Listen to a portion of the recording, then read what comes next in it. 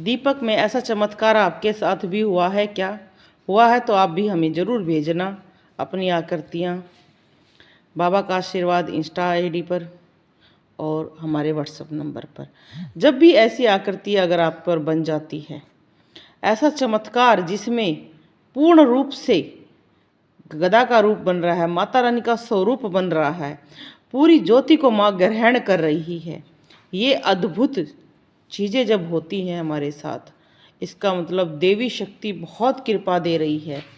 और ऐसी शक्तियाँ जब घर में प्रवेश कर जाती हैं तो आप समझो कि माँ की आपको कृपा मिलनी शुरू हो गई है, आपको माँ का स्वरूप मिलना शुरू हो गया है, आपको सवारी आने के संकेत आने शुरू हो गए हैं।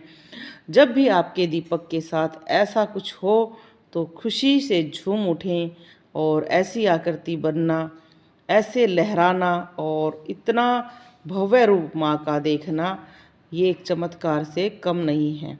दीपक की आकृतियाँ भिन्न भिन्न भक्तों के द्वारा आती हैं और उनमें भिन्न भिन्न स्वरूप होते हैं।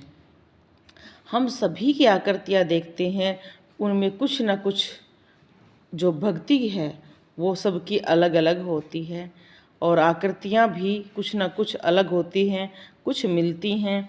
तो ऐसी आकृति जब भी आ रही है तो इसमें आप ध्यान से देखें कि जैसे लहरा रही है ज्योत, भभक रही है, खूब ऊंची उठ रही है और इसमें जो स्वरूप है माता रानी का वो बहुत ही सुंदर है। यहाँ पर जैसे जैसे भक्ति बढ़ेगी वैसे वैसे लो हमारी बहुत ऊंची भी जाएगी और बढ़कर आएगी। इससे कभी घबराना नहीं चाहिए। जब भी ऐसा संकेत होता है तो वो हमारे मार्ग में आए हुए सभी संकटों को माँ दूर करती है।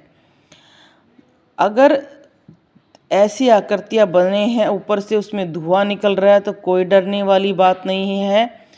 इसका मतलब सारी नेगेटिविटी घर से बाहर निकलती जा रही है और माता रानी की विशेष कृपा बन रही है। ये जिन्होंने मंदिर की भेजी है माता रानी की विशेष कृपा है।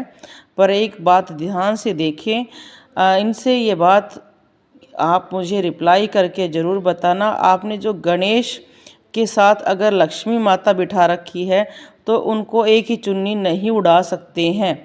माता लक्ष्मी और गणेश माँ और पुत्र हैं तो इस बात का ध्यान रखें, कभी भी उनको ऐसे ना रखें। देखो हर मंदिर में छोटी छोटी गलतियाँ होती हैं जो हम अपने शास्त्रों के द्वारा ठीक कर लेते हैं, उसमें घबराने वाली कोई बात नहीं है।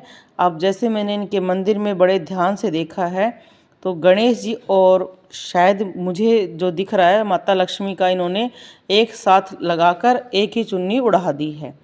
तो ऐसा कभी नहीं किया जाता है। सिर्फ दिवाली पे माता लक्ष्मी और गणेश जी की एक साथ पूजा होती है, उसमें भी एक ही वस्त्रों को दोनों को नहीं उड़ाया जाता है, एक अलग अलग वस्त्र ही पहनाए जाएंगे। कुछ बातों का ध्यान रखना बहुत ज़रूरी है।